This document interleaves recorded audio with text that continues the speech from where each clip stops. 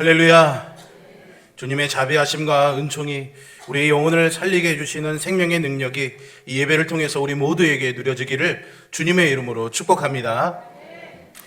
오늘은 누군가를 여러분들께 소개하고 시작하려고 합니다. 이 사진에 보여드리는 인물이 누구인지 여러분 한번 맞춰보십시오. 누굽니까? 누구예요? 다 아시네요. 저는 다 모를 거라고 생각했는데 손흥민 선수 맞습니다.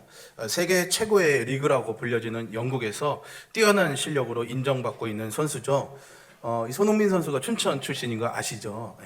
제가 춘천에 있을 때 공지천에 나갔다가 손흥민 선수가 비시즌에 이제 귀국해서 아버지를 도와주러 아이들을 가르치러 공지천에 나와 있는 것을 만났습니다. 저를 만나러 온 건 아니고요. 그냥 봤습니다.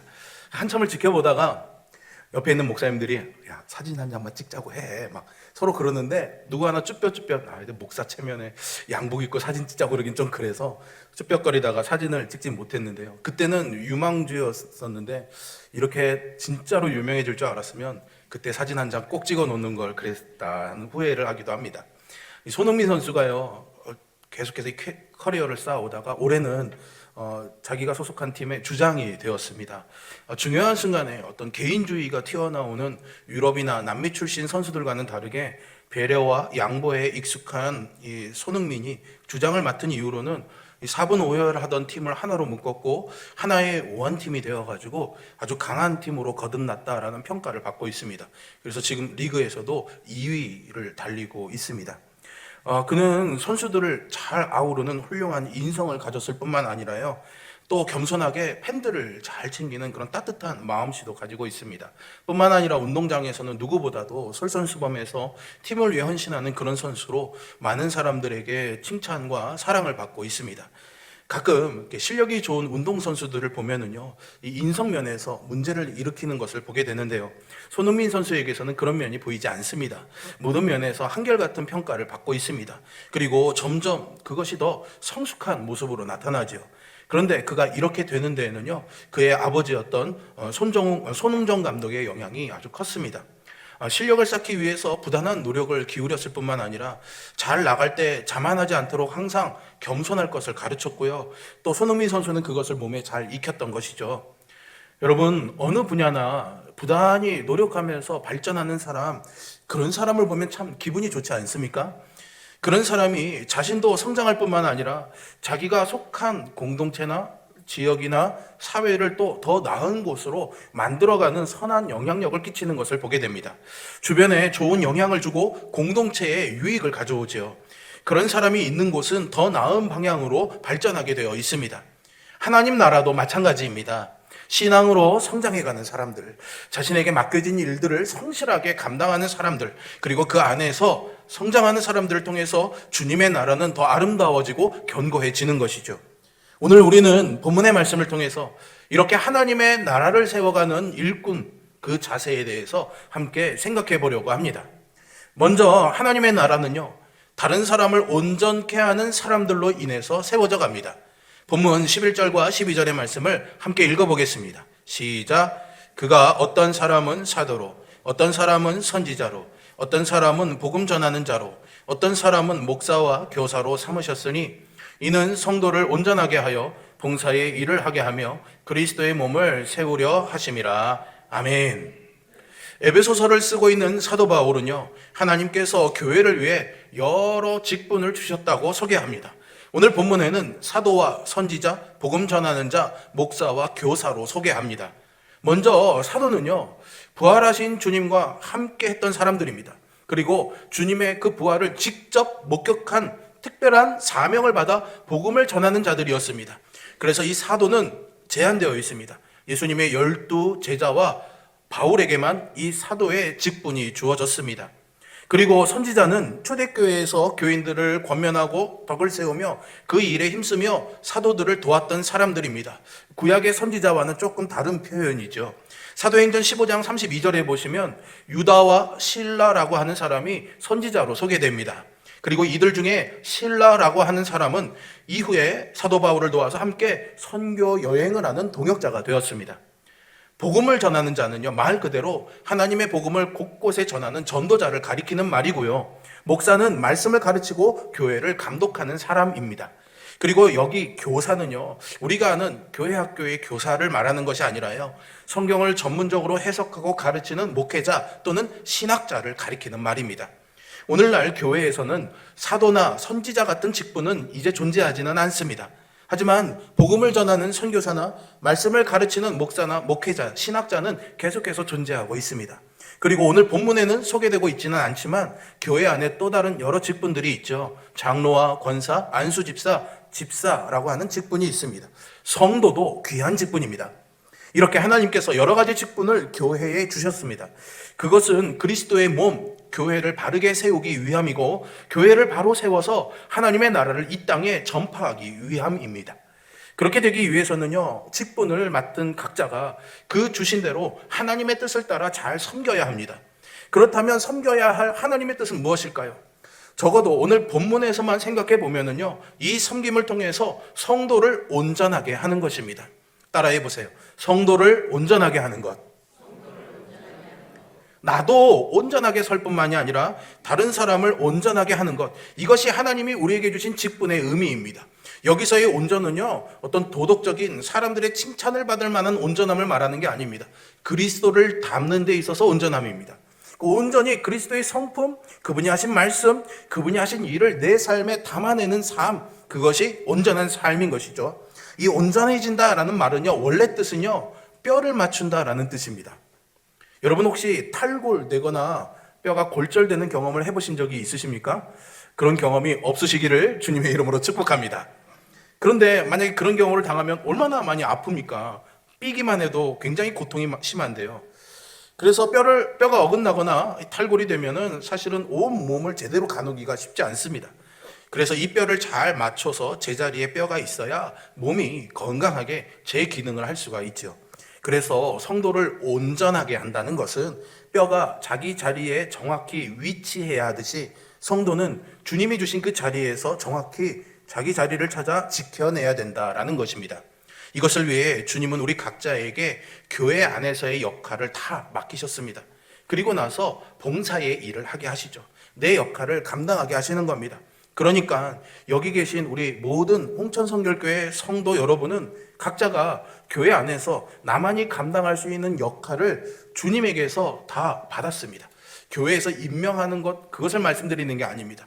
주님에게서 우리는 다 각자 교회를 위하여 하나님을 나라를 위해서 해야 되는 역할이 주어졌다라는 겁니다. 그러므로 내 역할을 가지고 내가 있어야 할 자리가 어디인지 우리가 말씀을 통해서 또 기도하면서 하나님이 주시는 마음을 가지고 깨닫고 정확하게 위치한 후에 그 자리에서 이 역할을 잘 감당해야 합니다. 여기서 어느 누구도 예외일 수 없습니다. 적어도 여러분이 하나님의 자녀, 그리스도의 몸된 지체라고 믿음으로 고백한다면 말이죠. 그리고 우리가 이 역할들을 서로 잘 감당해 나갈 때에 그리스도의 몸을 세워가는 것이죠. 여러분에게 한번 묻습니다. 여러분들이 갖고 있는 교회 안에서의 역할은 무엇입니까? 그저 교회 와서 예배드리고 그냥 돌아가는 것도 훌륭한 일이라고 저는 인정합니다. 하지만 우리에게 주신 이 역할이 있다는 것을 생각해 본다면 그 이상의 섬김과 수고가 필요하지 않을까요? 교회에 출석하고 예배를 드리면서 1년 가도 빗자루 한번 들지 못하고 주방에 한번 들어가 보지 못하고 교회를 위해서 내가 땀 흘려 보지 못한다면 우리는 과연 그 역할, 주님이 내게 주신 역할을 잘 감당하고 있는 건가요? 일을 못해도 괜찮습니다. 그러면 교회를 위해서, 연약하고 힘든 성도를 위해서 얼마나 뜨겁게 기도하고 격려하며 사람들을 세워가는 일에 쓰임받고 있습니까? 오늘 이 말씀에 우리가 도전받아서 나의 역할을 찾는, 그리고 뼈가 맞춰지듯이 나의 그 자리에서 나의 일을 다 해내는 우리 모두가 될 수 있기를 부탁드리고 또 그렇게 되기를 주님의 이름으로 축복합니다. 또 다른 의미가 있습니다. 우리가 하나님 나라를 위해서 섬긴다, 그 나라를 위해서 봉사한다 할 때는요, 내 안에도 뼈가 어긋난 것이 있는지 없는지 잘 살펴봐야 됩니다. 우리가요, 하나님과 바른 관계를 해야 되는데 하나님과의 관계 속에서 내가 어긋난 것은 없는지, 내가 잘못되어서 삐뚤어져 있는 부분은 없는지, 이것들을 점검하고 또 그것을 고침받아야 됩니다. 대부분 우리가 무언가를 못할 때는 환경, 상황, 사람 이런 것들을 핑계로 삼을 때가 많습니다. 그런데 가만히 살펴보면요, 내 마음 안이 더 문제입니다. 내 마음 안에서 하나님과의 관계가 어긋나 있으니까, 아니 하나님과의 관계를 떠나서 내 감정이 어긋나 있으니까 아무렇지도 않던 상황이 나에게는 힘든 상황이 되는 거고, 아무렇지도 않던 사람들의 말과 태도가 나에게 상처가 되는 것이죠. 여러분, 우리가 하나님 안에서 바른 관계를 맺어야 우리가 하나님의 일을 잘 감당할 수 있지 않을까요? 그렇지 않고 우리의 마음이 어긋나 있다면 어떻게 되겠습니까? 하나님의 뜻대로 일하고 싶어 하지 않게 됩니다. 자꾸만 내 뜻이 앞서고 내 생각이 먼저 되게 되죠.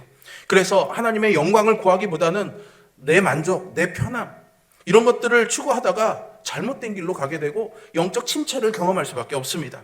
그러니 여러분, 내 마음에 어긋난 것을 바로잡아야 합니다. 하나님 앞에서 돌이켜야 될 죄를 해결하고 하나님 앞에서 돌이켜야 될 일이 있다면 돌아서시고, 또 하나님과의 관계에서 뼈를 맞추듯이 이 관계가 잘 맞아갈 때 그 섬김이 하나님이 기뻐하시는 섬김이 되고, 그 봉사가 성도를 유익하게 하는 봉사가 되어서 하나님의 나라 그리스도의 몸을 세워가게 될 줄로 믿습니다. 최근에 우리가 뉴스를 접해서 알고 있지만 아파트를 지으면서요, 설계대로 이 철근을 시공하지 않아서 부실공사한 사례가 있지 않았습니까? 철근 위에 사실 콘크리트를 이미 다 덮어버리면은요, 겉으로는 다 똑같아 보입니다. 그런데 시간이 흐르면서 균열이 가고 무너지게 되어 있죠. 철근과 골재를 좋은 것으로, 그리고 제대로 써야 이 건물이 견고해집니다. 신앙도 마찬가지입니다. 우리는 하나님의 자녀로서, 하나님의 성도로서 제자리에 있어야 됩니다. 좋은 재료로 살아가야 됩니다. 예배하는 자리에 있어야 되고, 말씀을 묵상하고 기도하는 삶에 우리가 거해야 하고, 사랑으로 친교하며 하나님 나라를 섬기는 그 자리에 우리 모두가 있어야 하는 것입니다. 내가 부름받은 그 자리에 있으면서 어긋남 없이 내 자신을 맞춰갈 때 비로소 우리는 다른 사람도 온전하게 세워갈 수가 있는 것입니다. 하나님이여 우리에게 직분을 주시고 직책을 주셨습니다. 섬길 은사를 주신 겁니다. 그것은요, 나를 위한 것이 아닙니다. 다른 사람들을 온전하게 하는 데까지 사용하라는 말씀입니다. 내가 온전히 설 뿐만 아니라 다른 사람을 세우기까지 우리의 직분을 사용하라는 것이죠. 우리가 섬기는 목적은 나를 드러내기 위해서가 아닙니다. 내 만족을 구하는 게 아니죠. 옆에 있는 지체를 온전하게 해서 그 사람으로 하여금 함께 하나님의 나라를 위해서 살아갈 수 있도록 이끌어가는 것, 이것이 우리의 섬김의 목적입니다. 좋은 사람이라는 평가를 받기 위해서, 좋은 신앙이라는 평가를 받기 위해서 하는 섬김이 아니라는 것이죠. 여러분, 만일 누군가가 내가 하나님 나라를 위해서 열심히 살아가는 것을 보고 도전받는다면 그것만큼 영광스럽고 자랑스러운 일이 있을까요? 제가 어릴 때 TV에서 아주 재밌게 보던 드라마가 있었는데요, 그게요, 전우였습니다. 전우. 기억나십니까? 토요일 날 12시쯤인가 제가 하는 거였는데 저는 그게 너무 재밌었습니다. 특히 무슨 장면이 인상 깊었냐면요, 박일병 먼저 가시게, 나는 죽고 너희들은 살아야 돼, 이 장면이 전 너무 마음에 들었습니다. 왜 그런지 모릅니다. 그러면서 그때 나도 누군가를 위해서 저렇게 희생하고 내가 생명을 내어서 누군가를 구한다면 얼마나 멋진 인생이 될까, 나는 정말 그렇게 살고 싶다라는 마음을 그 드라마를 통해서 은혜받고 소명받았습니다. 그래서 제가 목사가 된 것 같아요. 어떤 사람이 내 모습을 보고 도전받아서, 그래, 나도 하나님을 위해서 저분처럼 살고 싶어, 이렇게 주님을 사랑하게 되고 주님 앞에 열정을 가지고 일하게 된다면 이것이 얼마나 귀한 일입니까? 그것이 우리의 섬김과 사역의 열매가 되기를 소망합니다. 그리고 그것이 하나님이 기뻐하시는 일이라는 걸 기억하십시오. 우리가 지금 다니엘 기도회를 하고 있는데요, 많은 간증자들이 그런 본을 우리에게 보여주고 있지 않습니까? 다니엘 기도회가 나왔으니까 드리는 말씀인데, 저는 가을 영성 집회를 하시면서 여러분들이 정말 뜨겁게 은혜 받아서 다니엘 기도회도 바글바글 할 줄 알고 우리 대예비실에서 합시다 꽝꽝꽝 했어요. 네. 근데 소리만 가득하고 인걸은 간대가 없는, 그런 마음 아픔이 있었습니다. 그런 가운데 제가 위로받고 참 감사했던 한 분이 있습니다. 제가 원래 설교 때 누구를 이렇게 시켜 세우거나 칭찬해드리지 않는데요, 오늘은 너무 꼭 하고 싶었습니다. 이 말씀을 나눌 준비를 하면서 우리 안동원 원로장로님, 참 제가 너무 감사합니다. 사실 연세도 많으시고 집에 아프신 권사님도 계셔서 돌봐드려야 되는데 첫날부터 어제 저녁까지 한 번도 빠지지 않으시고 항상 일찍 오셔서 기도해 주시고, 앞에서 저와 부목사님 찬양 인도할 때 손 들고 그렇게 깊이 찬양해 주시는 모습 보면서 그래, 참 아름다운 노년이다. 나도 나이 먹고 늙어서 저렇게 예배하는 모습으로 본을 보이는 삶을 살고 싶다라는 그런 마음을 가지게 되었습니다. 장로님 너무 감사드리고요. 여기는 우리 모두도 그냥 그 예배하는 자리에서 내 자리를 지키는 것만으로도 누군가에게 본이 되고 도전이 될 수 있다는 사실을 기억하며 여러분의 자리를 잘 지켜주시기를 부탁드립니다. 누군가에게 받은 도전으로 내가 성장하고 또 내가 섬긴 그 모습 때문에 누군가가 하나님 나라를 위해서 열심을 낼 수 있다면 그가 바로 하나님이 찾으시는 그 나라의 일꾼 아니겠습니까? 여러분, 이렇게 우리가 서로를 온전하게 하여 그리스도의 몸을 세우는 일꾼들이 될 수 있기를 주님의 이름으로 축복합니다. 두 번째로, 하나님 나라의 일꾼은 어떤 사람일까요? 그는 믿음과 아는 것에 하나 되어서 자라나는 사람입니다. 오늘 본문의 13절의 말씀 함께 읽어보겠습니다. 시작. 우리가 다 하나님의 아들을 믿는 것과 아는 일에 하나가 되어 온전한 사람을 이루어 그리스도의 장성한 분량이 충만한 데까지 이르리니. 아멘. 여러분, 어느 생명이든지 생명의 활동을 하고 있으면 뭐가 따라옵니까? 자라납니다. 하다못해 세포도 생명이 있으면 어떻게 됩니까? 세포 분열을 하고 점점 증식하고 자라나죠. 때가 되면 키도 크고 성장합니다. 신앙도 그렇습니다. 우리의 신앙이요, 건강한 상태로 있으면요, 성숙하게 됩니다. 그건 주님이 오시는 그날까지입니다. 내가 은퇴했으니까, 내가 신앙의 연조가 이만큼 많으니까 이만큼이만 끝나는 게 아니라 주님이 오시는 그날까지 우리는 끊임없이 성장하고 성숙해 가야 합니다. 오늘 본문의 말씀을 보니까 그 신앙이 자라기 위한 조건이 있는데요. 무엇에 하나가 되라고 그럽니까? 하나님의 아들을 믿는 것과 아는 일에 하나가 되라고 말합니다. 여러분, 묻습니다. 하나님과 그 아들 예수 그리스도를 믿으십니까? 믿으시죠? 그럼 어떻게 믿으십니까?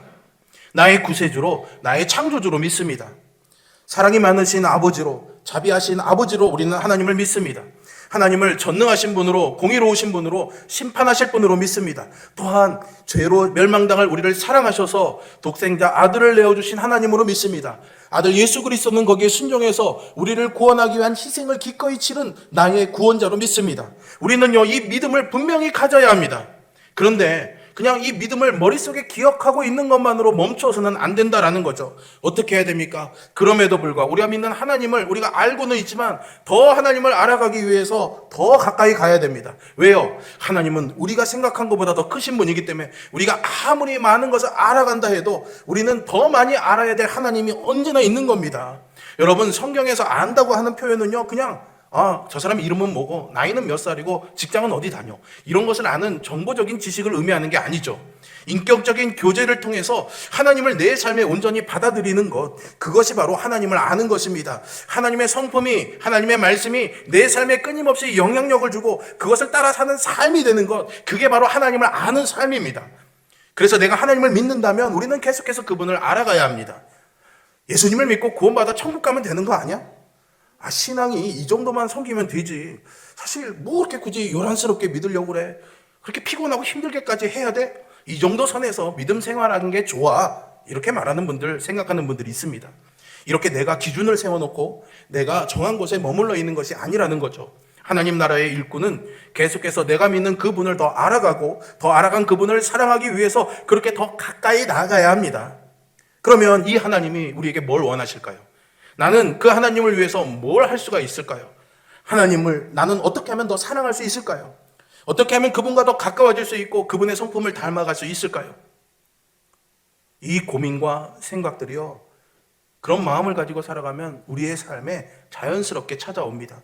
그래서 말씀을 통해 하나님을 더 알아가고 그렇게 믿는 일과 아는 일이 내 삶에서 일치될 때, 하나가 될 때 그 신앙이 계속해서 자라가게 되는 거죠. 여러분들에게 이런 성장과 성숙이 있기를 주님의 이름으로 축복합니다. 가을 영성 집회와 다니엘 기도회를 이어서 하다 보니까 사실 저도 체력적으로 많이 부치고 힘이 듭니다. 어제 아침에도 새벽 기도 끝나고 정리하고 집에 가서 아침 먹고 교회 나갈 준비하면서 잠시 앉아 있는데 어느덧 졸고 있는 저를 보면서 제 아내가 굉장히 안타깝게 가여운 마음으로 쳐다보더라고요. 하지만 그럼에도 불구하고 많은 은혜를 받고 있습니다. 그러면서요, 걱정되는 게요, 목사인 저도 하나님과 그래도 성도들보다는 더 가까이 있고 그런 시간이 주어졌음에도 불구하고 이런 은혜의 자리가 있어야 사역을 하고 또 목회를 하고 하나님과 교제하는 삶을 정말 전전긍긍하면서 겨우 살아가는데 우리 성도님들이 나보다 믿음이 더 좋은가 보다 이런 생각을 하게 됩니다. 아니면 그렇게 예배하는 자리, 은혜 받는 자리에 있지 않고도 어떻게 버티며 살아갈 수 있을까 걱정이 되고 염려가 됩니다.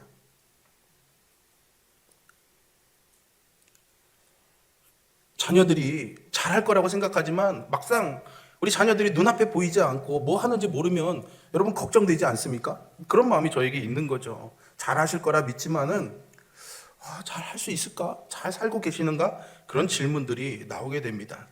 사랑하는 성도 여러분, 우리에게는요 이 믿음의 자람을 위해서 하나님을 만나는 자리가 너무나 필요합니다. 여러분들이 자리를 채우지 않아서 속상한 마음이 아니라 여러분들이 그러고도 정말로 믿음으로 살아갈 수 있을까? 하나님의 자녀로 살아갈 수 있을까 하는 그런 염려가 늘 저에게 있습니다. 어제 간증자가 조혜련 집사님이셨죠. 짧은 시간에 간증했기 때문에 많은 걸 이야기하지 않으셨지만 저는 그 가운데서 얼마나 몸부림치면서 하나님 앞에 나아갔을까라는 생각을 해보게 되었습니다. 연예인이기 때문에 네가 하나님을 믿는다고? 네가 신학 공부한다고? 얼마나 많은 조롱과 손가락질, 비아냥을 들었을까요? 얼마나 많은 핍박을 받았을까요? 그런데 그분은 은혜가 있었기 때문에 그걸 포기하지 않고 몸부림쳤던 거죠. 우리도 그런 몸부림이 있으면 하나님이 그렇게 사용해 주시고 은혜 주실 줄로 믿습니다. 조금 불편하고 몸이 아프고 힘들죠. 못 나오시는 거 다 이해됩니다. 꼭 나오셔야 된다는 이야기는 아닙니다. 그러나 마음만은 잃어버리지 않았으면 좋겠습니다.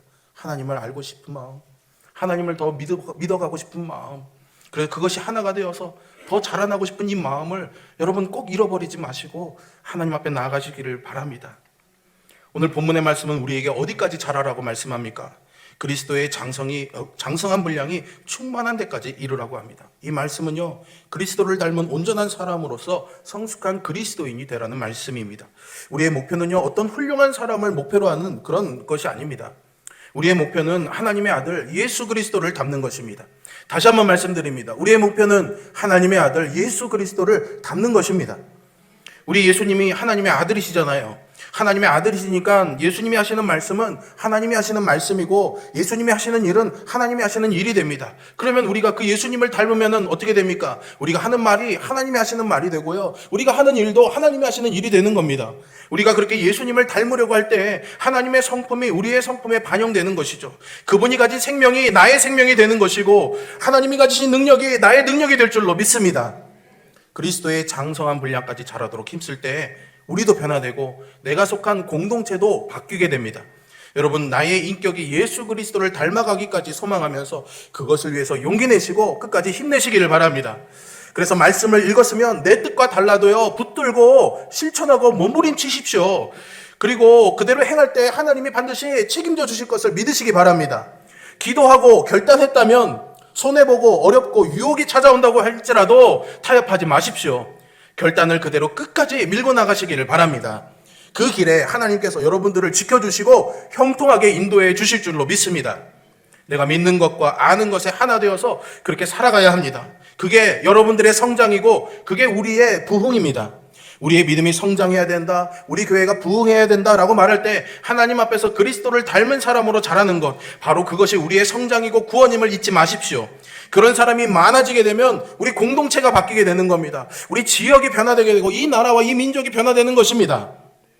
우리의 가정도 천국으로 변할 것이고 우리의 교회도 하나님의 나라가 될 것입니다. 항상 우리 주 예수님을 목표로 삼고 거기에 자라기까지 힘쓰는 성도가 되셔서 우리가 속한 공동체를 유익하게 하는 그런 일꾼이 될 수 있기를 주님의 이름으로 축복합니다. 마지막입니다. 하나님 나라의 일꾼은 어떤 사람일까요? 그 일꾼은 자기에게 주신 분량을 따라서 신실하게 봉사하는 사람입니다. 따라해 보세요. 자기에게 주신 분량을 따라 신실하게 봉사하는 사람. 오늘 본문 16절의 말씀 같이 한번 읽습니다. 시작. 그에게서 온몸이 각 마디를 통하여 도움을 입음으로 연락하고 상합하여 각 지체의 분량대로 역사하여 그 몸을 자라게 하며 사랑 안에서 스스로 세우느니라. 아멘. 하나님은요, 어떤 특별한 한두 사람에게만 일을 맡기지 않으셨습니다. 교회에 다양한 직분을 주시고 저마다에게 은사를 주신 이유가 여기에 있습니다. 각자에게 주신 대로 그렇게 자기가 맡은 대로 그 자리에서 섬기라는 것이죠. 내게 주신 사명만 잘 감당하고 있다 보면 그것이 서로에게 자신의 사명을 잘 감당해 나가는 연결고리가 되어서 하나님의 교회가 건강하게 세워집니다. 여러분, 우리 몸도 그렇지 않습니까? 내가 이 오른팔이 강하다고 해서 이 왼팔은 쓰지 않고 오른팔만 계속 쓰다 보면 어떻게 됩니까? 고장납니다. 무리해서 쓰다 보니까 망가지고 건강을 잃어버리게 되죠. 하지만 몸의 모든 지체가 고르게 기능하면 몸이 건강해집니다. 하나님이 교회에도 다양하게 고유한 역할과 은사들을 주셨습니다. 그러니 내게 주신 것을 잘 감당하면 됩니다. 어떤 일이 더 크고 중요한 일이냐, 어떤 일이 더 작은 일이냐, 이런 구별은 의미가 없습니다. 잘 알고 계실 겁니다. 하나님의 나라는 그런 데 있는 것이 아닙니다. 큰 일이 있고 작은 일이 있는 게 아니라 나에게 주신 분량대로 신실하게 감당했느냐, 하나님께서 이것을 보십니다. 내 분량대로 신실하게 감당하면 하나님이 보시기에는요, 다 큰 일입니다. 하나님 나라에 누가 큰 일꾼인가 작은 일꾼인가 이걸 구별하는 의미는 없습니다. 그러면 그런 일꾼이 어디 있겠습니까?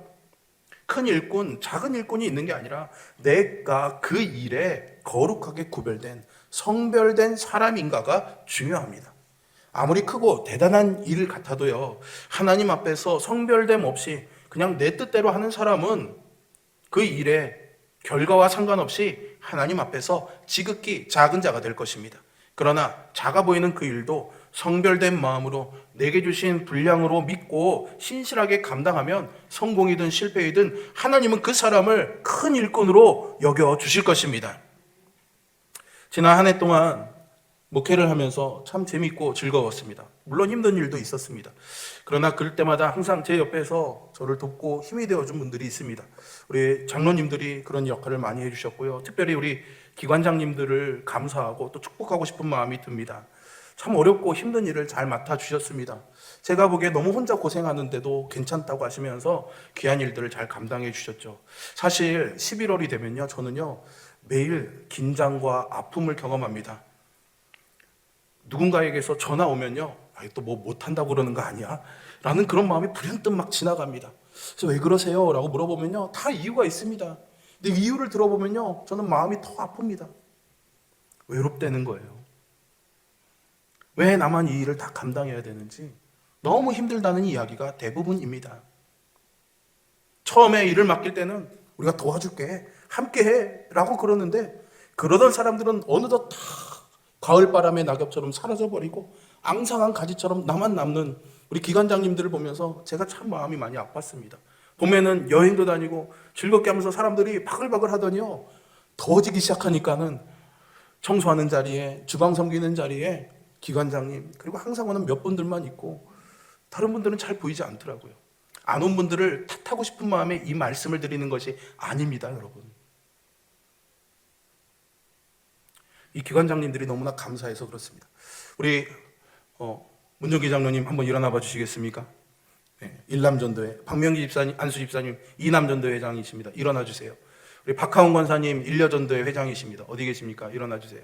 이여전도회 우리 변옥기 권사님, 특별히 연합여전도회 일까지 맡아서 너무 많이 애써주셨습니다.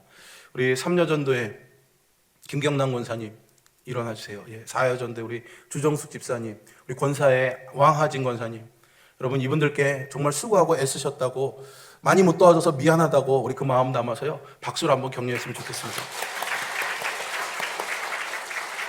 앉으십시오. 다시 한번 말씀드리지만 누구를 치켜 세우거나 못한 분들을 탓하려고 이런 말씀을 드리는 게 아닙니다. 주님은요, 우리에게 주신 각자의 역할이 있으니까 작은 일이더라도, 내가 할 수 있는 일이더라도 10시간은 못하더라도 30분이라도 와서 손을 거들고 돕는, 지나가는 길에 뭐가 부족한 게 보이면 다시 와서라도 그 일을 하나 돌보고 가는 그런 섬김과 수고를 통해서 우리 공동체를 하나님의 나라로 세워가실 것입니다. 우리 모두가 부르심을 받는 그 자리에서 매 순간 신실하게 하나님을 섬길 수 있기를 바랍니다. 몸으로 하는 일을 못하는 분들도 있잖아요. 그런 분들이 할 수 있는 가장 강력한 섬김의 일이 무엇입니까? 기도하는 겁니다. 중보기도하는 거죠. 그 사람의 이름을 불러가며 기도해 주시는 일입니다. 그래서 나의 섬김으로 누군가를 온전케 하는 그 기쁨이 우리 모두에게, 우리 공동체 안에 누려지기를 간절히 소망합니다. 우리가 계속해서 말씀 안에서 그리스도 안에서 자라가기를 부단히 애쓰고 노력하는 그런 시간들이 있었으면 합니다. 그리고 내게 주신 분량을 기쁨과 감사함으로 감당해 주시기를 부탁드립니다.